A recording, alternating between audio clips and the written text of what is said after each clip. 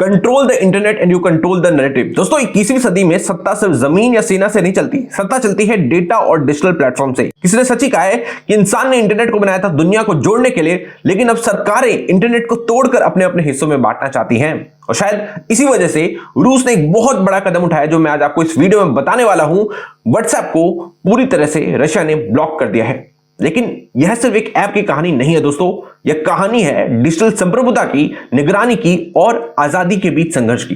दोस्तों टेलीग्राम को बनाने वाले पवेल दुरोव को आप जानते होंगे। इन्होंने रशिया के इस कदम पे कहा है कि restricting citizen freedom is never the right answer. सरकार नागरिकों की स्वतंत्रता को सीमित करके उन्हें एक राज्य नियंत्रित ऐप इस्तेमाल करने के लिए मजबूर नहीं कर सकती, और ऐसा करना बिल्कुल गलत होगा। दोस्तों ये बड़ा मामला है, आपको मैं पूरी स्टोरी बताऊंगा, पर साथ ही आपको यह भी बताऊंगा कि एंड टू एंड इंक्रिप्शन होता क्या है, ये काम कैसे करता है, सारी चीजें आज बताने वाला हूं। क्योंकि बहुत बड़ी बड़ी कंपनीज है जो ये दावा करती है कि उनके product end to end encrypted हैं। खासकर ये व्हाट्सएप वाले प्राइवेसी होने का दावा करती है। इनकी भी आज पोल खोलने वाला हूं, इसलिए पूरी वीडियो को ध्यान से देखना, बिल्कुल भी आपको नजर नहीं हटाना है। और अगर आप ऑथेंटिक जियोपॉलिटिकल एनालिसिस को देखना चाहते हैं तो अभी जाकर इस चैनल को सब्सक्राइब कर लीजिए। दोस्तों मेरा नाम आशुतोष और आप देख रहे हैं द ग्लोबल रिपोर्ट। दोस्तों इधर देखो, ये बीबीसी वाले क्या कह रहे हैं। बीबीसी कह रहा है कि Russia orders block on WhatsApp in messaging app crackdown. और अल जजीरा रिपोर्ट कर रहा है कि इधर देखो, Russia bans WhatsApp pushes state backed alternative. अब ये स्टेट बैक्ड अल्टरनेटिव क्या है ये मैं आपको आगे बताऊंगा, पर इतना तो साफ है दोस्तों ये दोनों न्यूज को देखकर कि रशिया ने आधिकारिक तौर पर व्हाट्सएप को ब्लॉक कर दिया है। लेकिन सवाल यह है कि ऐसा अचानक क्या हो गया, पुतिन को ऐसा क्या लगा कि उन्होंने पूरे व्हाट्सएप को ही ब्लॉक कर दिया। दोस्तों असल ये कहानी आज की है ही नहीं, ये कहानी है 2022 की। ध्यान सुनना, 2022 में स्टोरी शुरू हुई थी। 2022 में जब रूस यूक्रेन युद्ध शुरू हुआ तब रूस ने एक बहुत बड़ा फैसला लिया। रूस की अदालत ने मेटा को एक्सट्रीमिस्ट ऑर्गेनाइजेशन घोषित कर दिया था। मेटा पेरेंट कंपनी है दोस्तों फेसबुक, इंस्टाग्राम और व्हाट्सएप की। रशिया की कोर्ट की इस ऑर्डर के बाद रशियन गवर्नमेंट ने फेसबुक ब्लॉक कर दिया और इंस्टाग्राम को भी ब्लॉक कर दिया। और अब यह प्लेटफॉर्म 2022 के बाद सिर्फ वीपीएन से ही चलाया जा सकता था। लेकिन उस समय एक ऐप बचा रहा जिसका नाम था व्हाट्सएप, क्योंकि सरकार जानती थी कि लाखों नहीं करोड़ों लोग रोज व्हाट्सएप का इस्तेमाल करते हैं। कहा जाता है दोस्तों कि अराउंड 10 करोड़ लोग रशिया में रोज व्हाट्सएप का इस्तेमाल करते हैं।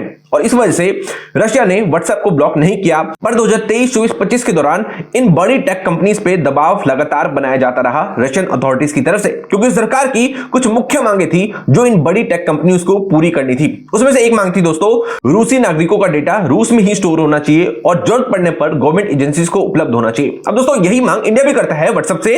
अब व्हाट्सएप का क्या जवाब है इंडिया के लिए वो तो मैं आपको दूसरी वीडियो में बताऊंगा, क्योंकि अभी एक मेटा पर बड़ा केस भी चल रहा है इंडिया के सुप्रीम कोर्ट में, तो वो मैं आपको दूसरी वीडियो में कवर करने वाला हूं। अभी के लिए हम लोग रशिया के बारे में बात कर रहे थे कि रशिया ने व्हाट्सएप से और टेलीग्राम से मांग की है कि वो अपना डेटा रशिया में ही स्टोर करे। खैर दोस्तों व्हाट्सएप और टेलीग्राम रशिया की बात नहीं माने। उन्होंने साफ कहा रशिया को कि we will not provide you any data related to our users, so will not comply with your law. और इसी वजह से दोस्तों आखिरकार व्हाट्सएप को ब्लॉक कर दिया गया। अब देखो यहाँ पे इधर व्हाट्सएप ने मना किया और यहाँ पुतिन ने एक और बड़ा गेम कर दिया। रशिया ने अपना खुद का एक नेशनल मैसेंजर लॉन्च कर दिया जिसका नाम है दोस्तों मैक्स। अब कुछ रिपोर्ट्स के अनुसार नए डिवाइस में इसे प्री इंस्टॉल किया जा रहा है। सरकारी कर्मचारियों को इसे इस्तेमाल करने के लिए बाध्य किया जा रहा है कि इसे आपको इस्तेमाल करना ही पड़ेगा। इसे एक सुपर ऐप बनाने की कोशिश की जा रही है, यानी मैसेजिंग प्लस सरकारी सेवाएं प्लस पेमेंट सब कुछ एक ही जगह पर होगा।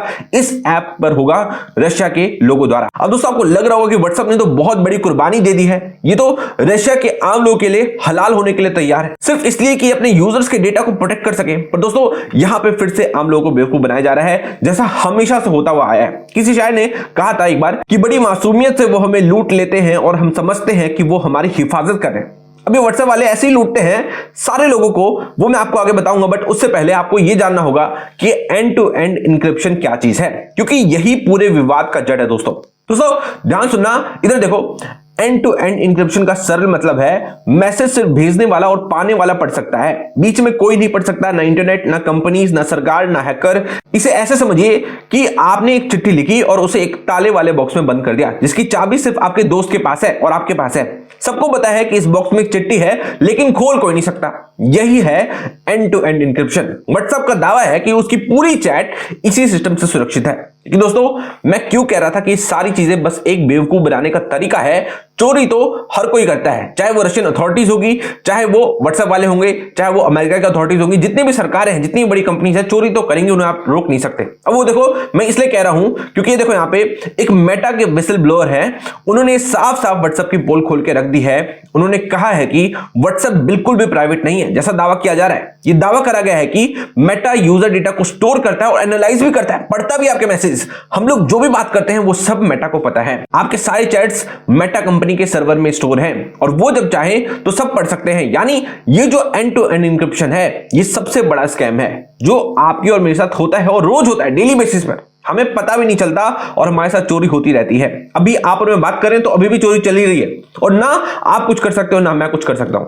इसलिए दोस्तों, हमें चाहिए डेटा सोवरेनिटी। बॉर्डर पर सुरक्षा करने के लिए हमारे जवान खड़े हैं, अब हमें अपनी डेटा को सुरक्षित करना है। मिलता हूं आपसे नेक्स्ट वीडियो में। जय हिंद, वंदे मातरम।